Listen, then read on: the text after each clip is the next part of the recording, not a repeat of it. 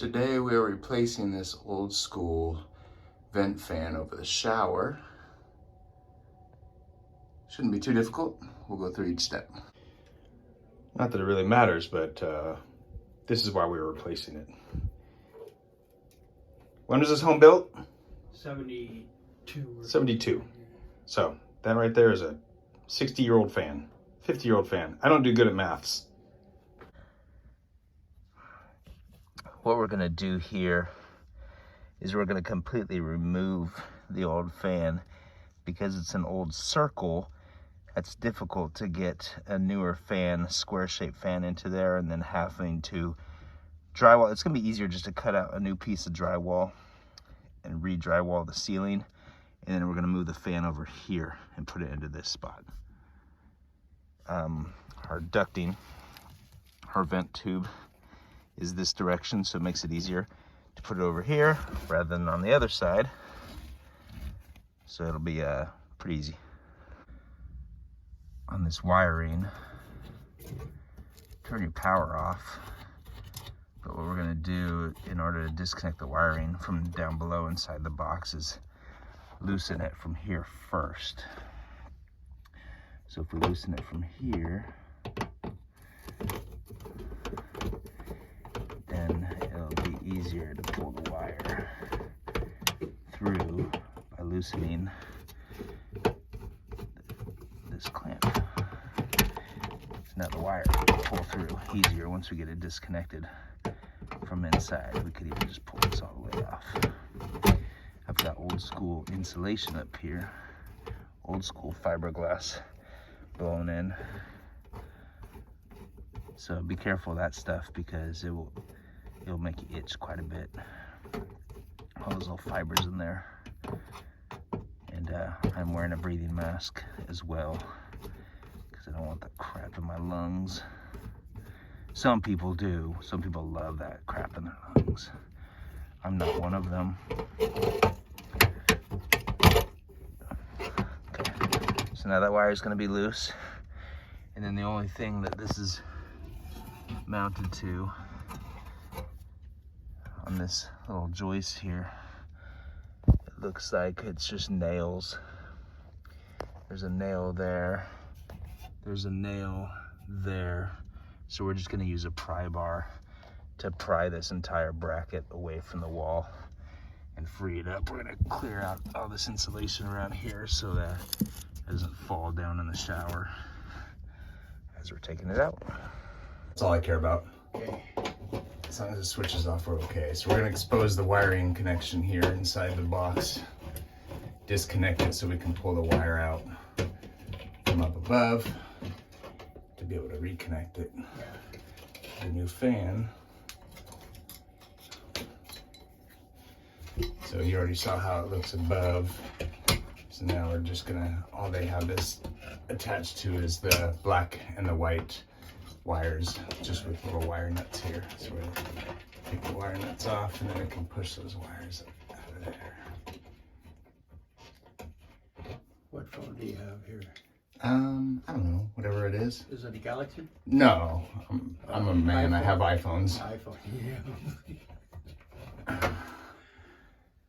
So they didn't even use the ground wire, and they just cut the ground wire off and then just your black and your white.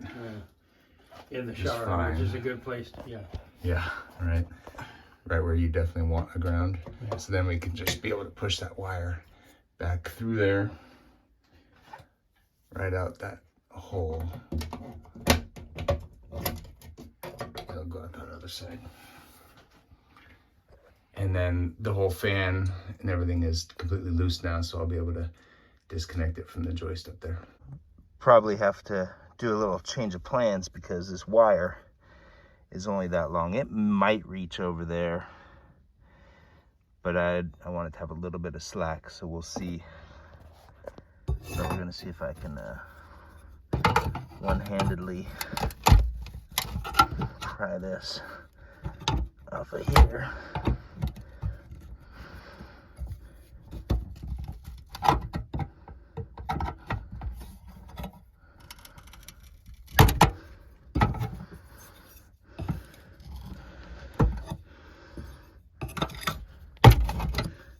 one off.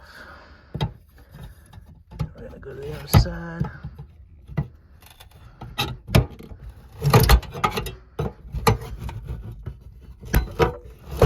There we go. Just a hole. Okay, so I've never seen this before. There's an outlet here in this junction box that was completely covered in insulation. So I think we're gonna do them a favor here and get rid of that, because that to me is a fire hazard. And that way we can actually change out this Romex, put something longer in for the vent fan so we can move it if needed. It's gonna be a lot easier just to cut a new hole here and patch that drywall in and cut a brand new hole square for the new fan. So that's what I opted to do. Lined it up with the joist going across and then traced the fan out. And then I'll cut a new square of drywall to frame that in. Normally, I would rewire this up in the hole with the wire that's dangling down, but that old wire is not long enough, so we're going to replace it from that junction box. So I'm just going to wire it and make it a little bit easier and do it down here.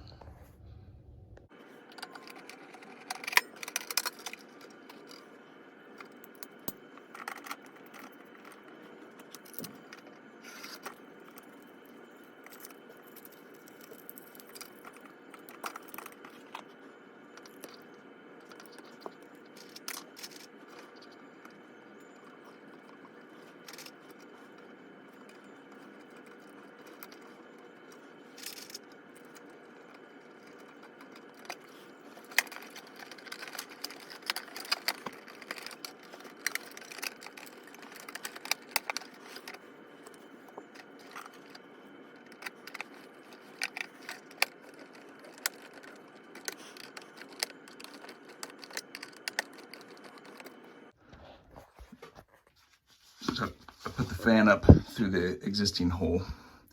Just make sure and bend these tabs in so that it gets stays on the inside of the drywall. This prevents this side from falling down at all. This side is not necessary, and plus there's a joist there that's going to attach to. I held this flush with the drywall and then put a screw in here. Hold this flush, put a screw in here. And now down here, we're completely done with this part. We can actually put the cover on. All right, fan is working. What I did is I put in a little 2x4, 16-inch 2x4 across here and across here. I cut out this square piece of drywall. I put it up on the ceiling and I traced it out. And then I brought it down and then I cut out that drywall square and put the 2x4s in there and there and then screwed that into it. So you can see that's why I've got drywall screws on the old side of the drywall and the new side, both sides. Now we're taping it using some 5-minute mud. I'm not gonna do a tutorial on mudding because 1, I'm not that good at it, and 2, there's way better stuff out there on YouTube to show you that, but we got that sealed up. I'm gonna go up in the attic, put the insulation back over the fan, over the hole, and then finish up. As you can tell, once I sanded down the drywall patch and painted it, all looks pretty good. We're all finished up. I'll put a little link in the description of the similar fan that I used. And go ahead and like my video if you like it. Comment if you have any comments, and subscribe if you want to. I don't really care. Bye.